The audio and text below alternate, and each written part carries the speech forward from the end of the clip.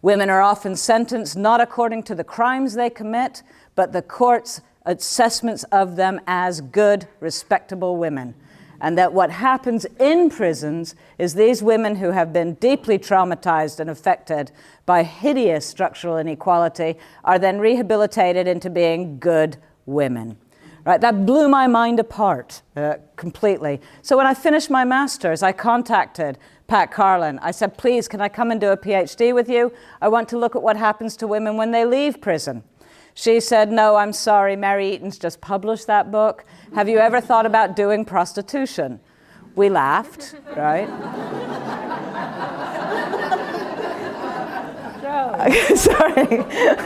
Sorry. I said no, but I will. And the rest is history in many senses. I did my PhD with her. 2 years after that, so 29 years ago, I met another phenomenal woman called Chris Tchaikovsky. Chris Tchaikovsky set up women in prison. And I suspect that if she was alive today, she would be very angry. Very angry. So those two women guided me through my early thinking. The thing that they taught me, never, ever stop saying no. Right? Plain and simple. So we fast forward in time. We fast forward to the year 2018. And something happens in the job that I'm working in. I'm now a professor of criminology at the Open University. The Center for Crime and Justice Studies was hosting a conference with my colleagues at the Open University, a research group called the Harm and Evidence Research Collaborative. That conference was canceled because of accusations that the director of the CCJS was a transphobe. His crime, he tweeted, "Happy Human Female Day on International Women's Day." I know, terrible. So that was canceled, and I was a member of that research collaborative at that time, and I blew my stack. And when I say I blew my stack, I mean literally I resigned from that collaborative that day. And I sent an email to all of my colleagues saying, you cannot do this. This is sacrificing academic freedom. This is stopping us being able to debate about these matters. You cannot cancel a conference because of somebody's presumed political position. Right? Well, we all kind of know what happened after all of that. That marked my cards, shall we say, in the university, and all sorts of dreadful things, as you know, I've gone on record to say, have happened. But I want to go back to that moment, just those months after that canceled conference, because the thing I could not understand was how to argue with people whose arguments were fundamentally irrational.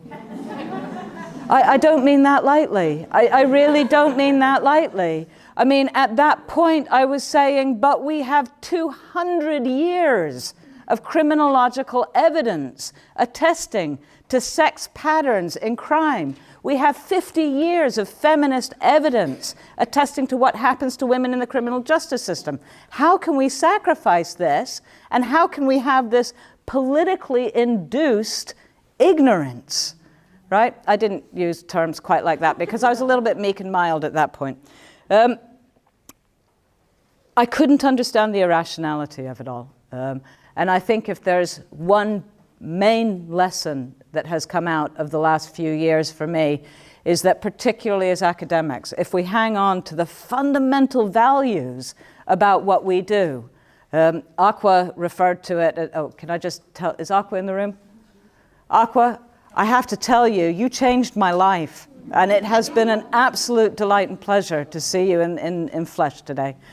But when Aqua referred to the fact that the job that we do is about the production of knowledge and truth, that's why we get paid, right? We don't get paid for sloganeering.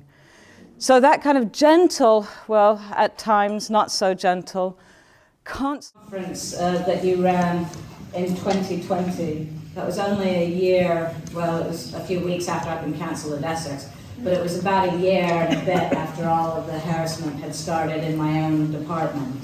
I was exhausted, completely exhausted, and what I was beginning to realize, particularly after the cancellation at Essex, because those were people I knew that let that happen. Not just knew, like I knew their names, I'd read their books. I knew these people. In one instance, I won't mention names, I'd worked with that individual for 20 years.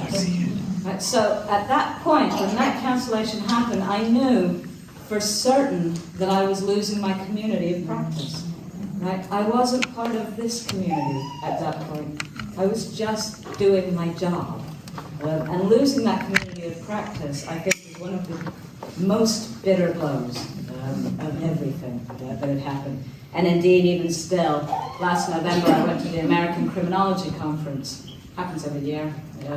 Every year there's an evening in which the critical criminologists of the time gather, and they have a party. I walked into that room this year, there were about as many as you are here, and all that happened was half the room scuttled out.